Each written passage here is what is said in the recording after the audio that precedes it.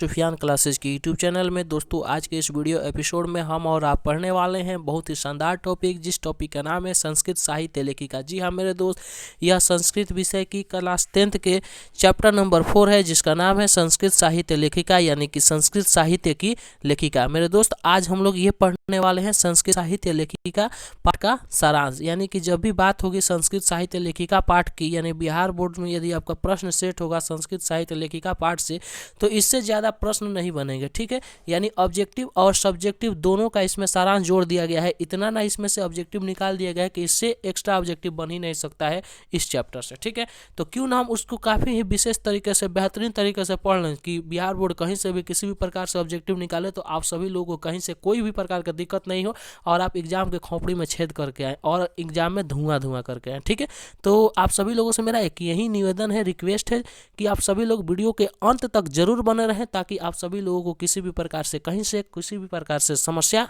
नहीं हो। तो चलिए हम लोग स्टार्ट करते हैं। हमारा फर्स्ट नंबर पॉइंट है कि संस्कृत साहित्य लेखिका पाठ में नारी लेखिकाओं के योगदान के विषय में वर्णन किया गया है। प्रश्न पूछ सकता है कि संस्कृत साहित्य लेखिका पाठ में किसके योगदान के बारे में विषय में वर्णन किया गया है, तो नारी लेखिकाओं के योगदान के विषय में वर्णन किया गया है। ठीक है, अगला हमारा प्रश्न बनता है कि समाज की गाड़ी स्त्री और पुरुष दोनों से चलती है, तो प्रश्न बन सकता है कि समाज की गाड़ी किससे चलती है, तो स्त्री और पुरुष दोनों से चलती है। अगला है कि साहित्य में भी दोनों का समान महत्व है। प्रश्न बनता है कि साहित्य में किसका समान महत्व है, तो स्त्री और पुरुष दोनों का समान महत्व है। यदि आपका ऑप्शन देगा कि ऑप्शन नंबर 1 दे दिया आपका प्रश्न दे दिया कि समाज की गाड़ी चलती है, 1 नंबर दे दिया पुरुष, 2 नंबर दे दिया स्त्री, और 3 नंबर में दे दिया कि स्त्री और पुरुष, और 4 नंबर में देगा कि NOT यानी नॉन ऑफ दीज, तो आपका आंसर होना चाहिए कि स्त्री और पुरुष। ठीक है, या स्त्री और पुरुष की जगह दोनों दे देगा तो दोनों पर टिकअप करेंगे। ठीक है, अगला हमारा टॉपिक है कि संस्कृत या साहित्य में दोनों का भी समान महत्व है, यानी किसमें साहित्य का दोनों का समान महत्व है, यानी स्त्री और पुरुष दोनों का समान महत्व है। ठीक है, चौथा नंबर पॉइंट है कि नारी के बिना पुरुष अपूर्ण रहता है। किसके बिना पुरुष अपूर्ण रहता है, तो नारी के बिना पुरुष जो होता है वो अपूर्ण रहता है।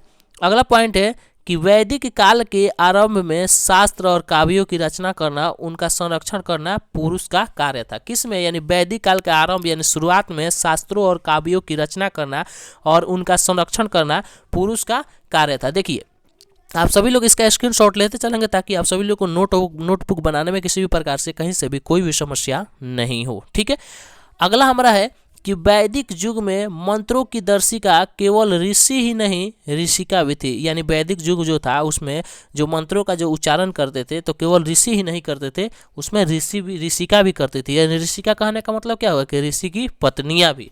ठीक है, ऋग्वेद में 24 और अर्थवेद में 5 ऋषि पत्नियों का वर्णन किया गया है। किसमें, प्रश्न बनेगा कि ऋग्वेद में कितने ऋषि पत्नियों का उल्लेख किया गया है, तो आपका आंसर होना चाहिए कि 24, और अर्थवेद में कितने ऋषि पत्नियों का उल्लेख किया गया है, तो आपका आंसर होना चाहिए कि 5। ठीक है, अगला हमारा है कि बृहदारण्यकोपनिषद में याज्ञवल्क्य ने अपनी पत्नी मैत्रेयी को आत्म तत्व की शिक्षा देते हैं। प्रश्न बनेगा कि याज्ञवल्क्य की पत्नी कौन थी, तो आपका आंसर होना चाहिए कि याज्ञवल्क्य की पत्नी मैत्रेयी थे। याज्ञवल्क्य ने किसको शिक्षा दी थी, तो याज्ञवल्क्य किसको शिक्षा दिए थे, मैत्रेयी को दिए थे अपनी पत्नी। या ऐसे भी प्रश्न बनेगा कि याज्ञवल्क्य ने आत्म तत्व की शिक्षा किसको दिए थे, तो अपनी पत्नी मैत्रेयी को दिए थे।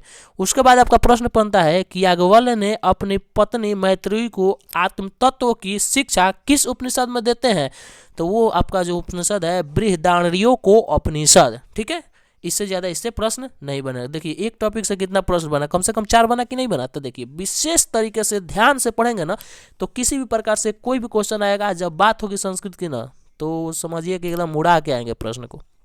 तो देखिए अगला है कि जनक की सभा में शास्त्रों में कुशल गार्गी थी। प्रश्न बनता है कि जनक की सभा में कुशल कौन थी शास्त्रों में, तो वो कौन थी, गार्गी थी। अगला है कि महाभारत में शूलभा का वर्णन किया गया है। प्रश्न बनता है कि महाभारत में किसका वर्णन किया गया है, तो महाभारत में शूलभा का वर्णन किया गया है।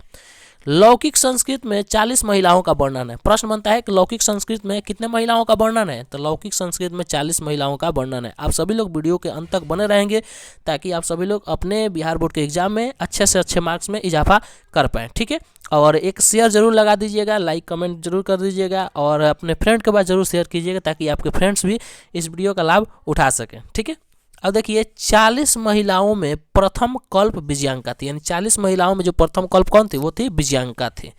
अगला है कि विजयांका को सौर शुक्ला सरस्वती भी कहा जाता है। प्रश्न बनता है कि किसे सौर शुक्ला सरस्वती कहा जाता है, तो आपका आंसर बनता है कि विजयांका। अगला है कि चंद्रदित्य की पत्नी विजय भट्टारिका थी। किसकी पत्नी विजय भट्टारिका थी, तो जो होना चाहिए कि वो चंद्रदित्य की पत्नी थी, वो विजय भट्टारिका थी। अगला हमारा है कि विजयनगर के नरेंद्र ने संस्कृत भाषा के लिए काफ़ी प्रयास किए, ठीक है। इससे उतना प्रश्न नहीं बनेगा लेकिन फिर भी हम इसको लिख दिए हैं कि आप सभी लोग किसी भी प्रकार से कोई भी दिक्कत नहीं हो, ठीक है। तो देखिए उसके बाद से हमारा है कि 14वीं सदी में कंपन राय की पत्नी गंगा देवी ने मधुर विजय नामक महाकाव्य की रचना की थी। प्रश्न बनेगा कि कंपत राय की पत्नी कौन थी, तो कंपन राय की पत्नी जो थी वो गंगा देवी थी।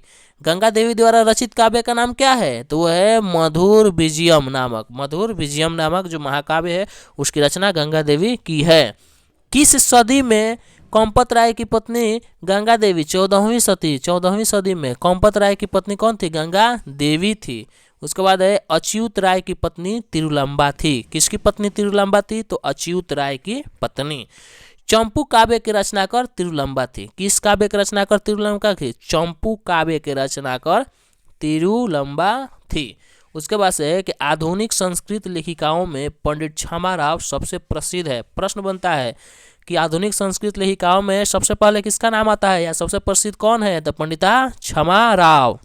संस्कृत चरित्रम के रचनाकर कौन है, तो शंकर चरित्रम के रचनाकर कौन है, पंडिता क्षमा राव, ठीक है। उसके बाद है वर्तमान समय की संस्कृत लेखिकाओं में किसका नाम आता है, तो है मिथिलेश कुमारी मिश्र। किसका नाम आता है, मिथिलेश कुमारी मिश्र का नाम आता है वर्तमान समय की संस्कृत लेखिकाओं में। अब देखिए एक और प्रश्न यहाँ पर बन सकता है, जो ये गंगा देवी है ना, गंगा देवी, तो कह रहा है कि 14वीं सदी में कंपत राय की पत्नी ने मधुर विजयम नामक महाकाव्य की रचना की। और गंगा देवी यानी इसको हम लोग याद रखेंगे, ठीक है, काफ़ी इंपॉर्टेंट है, VBI हम इसको कह सकते हैं, ठीक है, यानी VBI है। अब बात आती है हमारा सब्जेक्टिव प्रश्न की। किसकी बात आती है, सब्जेक्टिव प्रश्न की। तो ये रहा हमारा ऑब्जेक्टिव प्रश्न, जिसमें जो आपको बिहार बोर्ड के एग्जाम में 100 ऑब्जेक्टिव पूछेगा। तो हम लोग मान लीजिए कि 14 को वीडियो से हम लोग कम से कम 45 से 50 नंबर का ऑब्जेक्टिव हम लोग क्लियर कर लेंगे, ठीक है। अब बात आती है सब्जेक्टिव की, तो 14 वीडियो में कम से कम हम 7 से 8 ऑब्जेक्टिव दिए हैं। तो 14 बचे, मान लीजिए कि हम मतलब उसके 70 से 80 ऑब्जेक्टिव में हम लोग को 16 से 16 ऑब्जेक्टिव जरूर आएगा उसमें से, और उसी में से हम लोग को बनाना है, ठीक है, जो बेहतरीन मार्क्स करेंगे। तो चलिए सब्जेक्टिव की बात करते हैं कि सब्जेक्टिव क्या दिया है। तो कह रहा है कि आधुनिक काल और वर्तमान काल की सबसे प्रसिद्ध लेखिका कौन है। तो आधुनिक काल की लेखिका जो है वो पंडिता क्षमा राव है, और वर्तमान काल की जो लेखिका है वह मिथिलेश कुमारी सबसे प्रसिद्ध है। अगला हमारा प्रश्न बनता है कि संस्कृत साहित्य लेखिका पाठ का सारांश लिखे। तो संस्कृत साहित्य लेखिका पाठ का यदि हमको सारांश लिखना है तो इसका प्रश्न हो जाएगा कि इस पाठ में संस्कृत साहित्य में महिलाओं के योगदान के बारे में बताया गया है। यानी किसके बारे में बताया गया है कि महिलाओं का योगदान क्या है, तो उसके बारे में बताया गया है कि इसमें संस्कृत साहित्य में। इस पाठ में गार्गी, सुलभा, विजय भट्टारिका, पंडिता क्षमा राव एवं मिथिलेश कुमारी मिश्र आदि विदुषी महिलाओं के बारे में वर्णन किया गया है।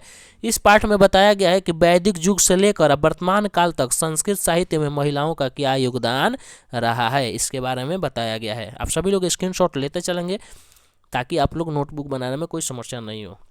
अगला हमारा है कि याज्ञवल्क्य ने किसे और किस चीज़ की शिक्षा दी थी। याज्ञवल्क्य जो थे अपनी पत्नी मैत्रेयी को आत्म तत्व की शिक्षा दिए थे। अगला हमारा है कि पंडित क्षमा राव की कौन सी रचना है। तो पंडिता क्षमा राव की रचना जो निम्नलिखित है वो है संकट चरित्रम, सत्याग्रह गीता, काव्य मुक्तावली, मीरा लहरी, ग्राम ज्योति इत्यादि ये पंडित क्षमा राव की रचना है, ठीक है। अब चलिए ये हम लोग सब्जेक्टिव प्रश्नों को कर लिए हैं। अगला हमारा जो चैप्टर होगा वो नहीं होगा भारत महिमा, यानी पदयात्मिक होगा। उसको हम लोग जल्द से जल्द अभी करने का प्रयास करेंगे। तब तक आप सभी लोग इसको काफ़ी ज़्यादा विशेष तरीके से इसको पढ़ लीजिए। तब तक के लिए मिलते हैं एक नए वीडियो के साथ। Thank you, thanks for watching.